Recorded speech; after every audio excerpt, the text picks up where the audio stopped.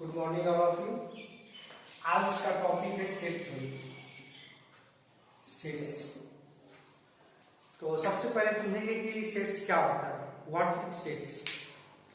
तो सेट्स का डिफिनेशन सबसे पहले जर्मन मैथमेटिशियन जॉर्ज कॉन्टर ने दिए थे। Set is the collection of well defined objects. Set is the collection of well-defined objects,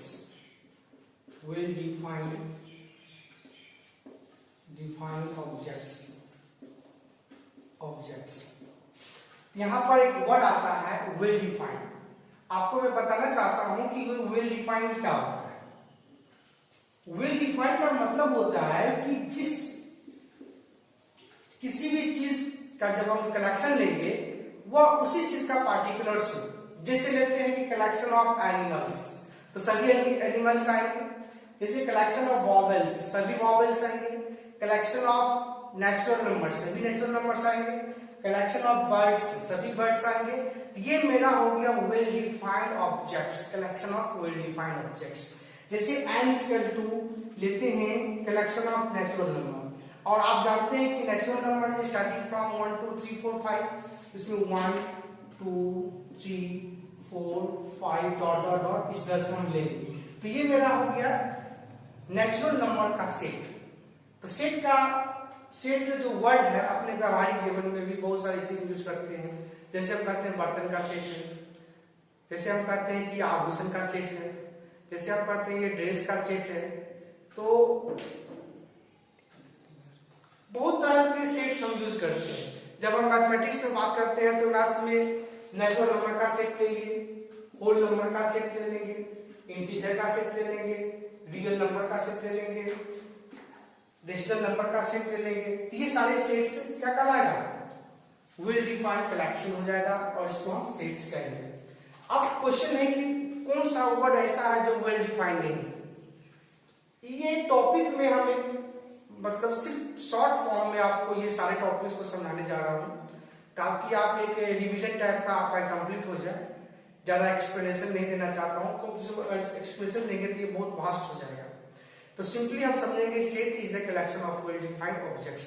well defined objects को जब हम डिफाइन करते हैं, उसका कलेक्शन लेते हैं, तो वही सेट कहलाता है।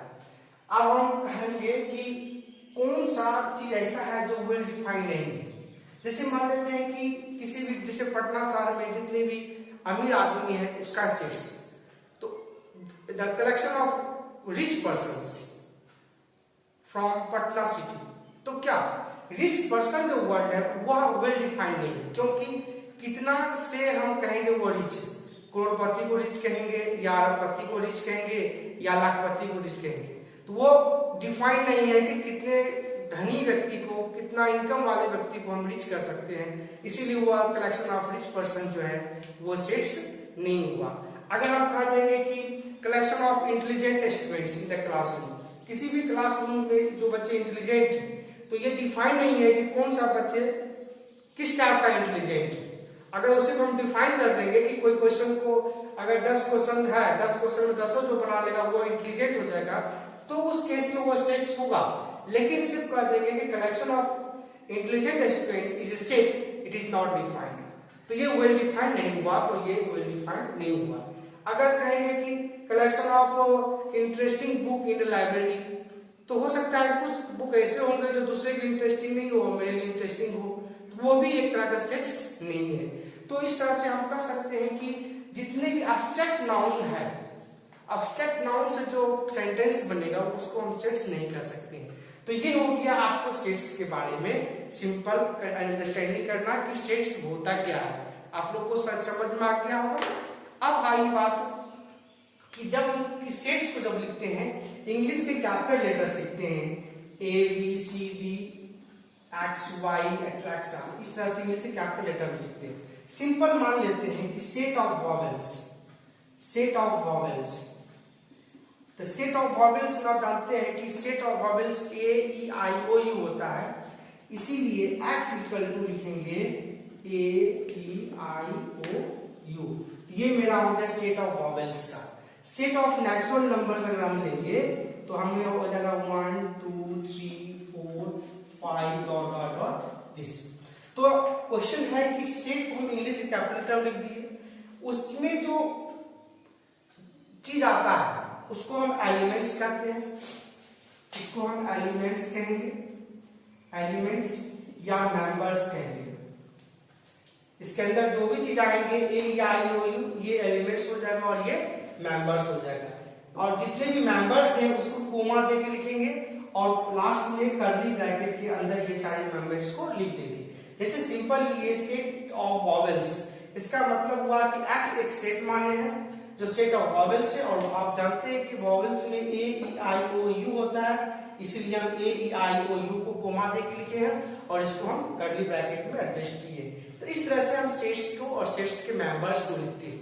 सेट दो तरह से होता है, एक होता है फाइनाइट सेट और एक होता है इनफाइनाइट सेट। इनफाइनाइट सेट्स, तो फाइनाइट सेट का मतलब अगर सेट के अंदर जो मेंबर्स है अगर उसमें 10 है 5 है 4 है वो हो गया फाइनाइट, और सेट के अंदर का जो मेंबर्स है इंफिनिटिव है तो वो हो गया इनफाइनाइट सेट। तो यहां पर आप एक्स इक्वल टू क्या लिखेंगे, ए ई आई ओ यू, है ना।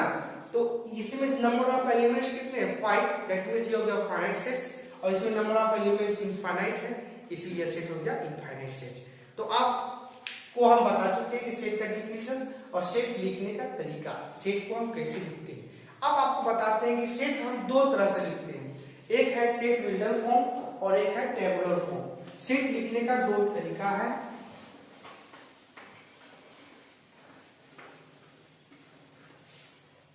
सेट लिखने का दो तरीका।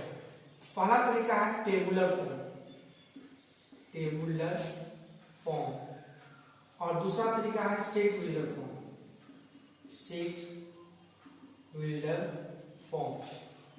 Tabular form this is very simple form. जैसे सपोज आपने अभी लिया x is equal to set of vowels,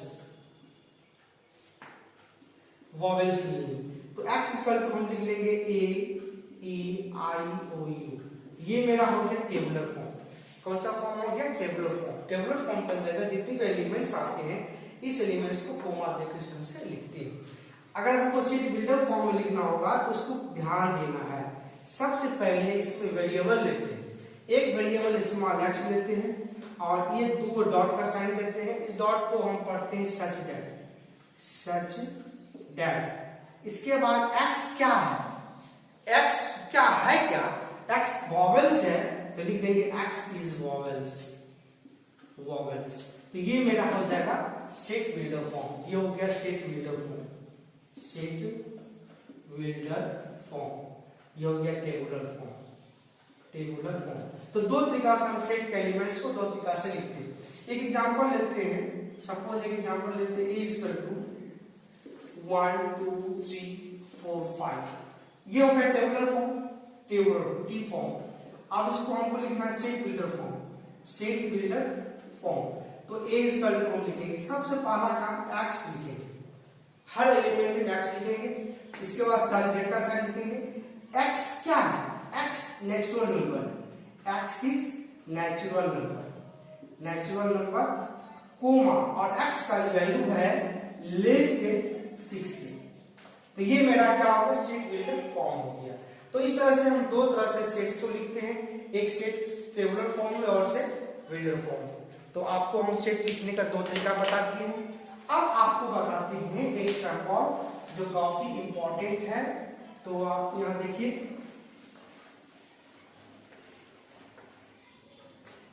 ये एक सिंबल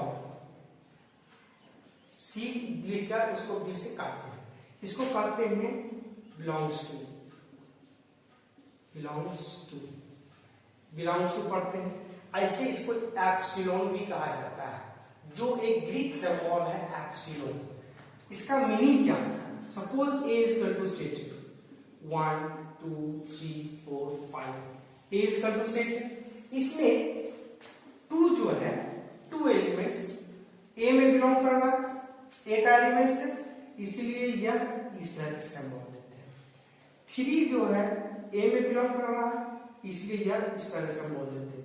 अगर हम देखेंगे सी ए में बिलोंग कर रहा नहीं, तो ये इस तरह से हम काट देते हैं। तो यह जो सिंबल लेते हैं इस काटने का, ये होता है does not belongs to, does not belongs to, इसको हम डज नॉट बिलोंग्स टू करते हैं। तो इस तरह से हम कोई भी एलिमेंट्स को चूज करके बता सकते हैं कि यह सेट में एलिमेंट्स है या एलिमेंट्स नहीं। अगर हम कहेंगे क्या ए जो है कैपिटल ए का एलिमेंट्स है, अगर है तो इस तरह का साइन देंगे, नहीं है तो नहीं है, तो इसको काट देंगे।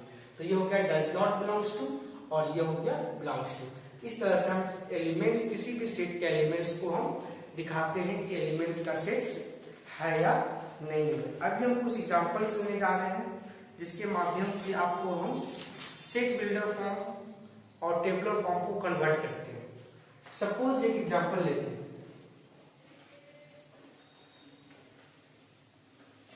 एक एग्जांपल लेते हैं। एग्जांपल में ए इसका जो दिया हुआ है 1 4 9 सिंपल।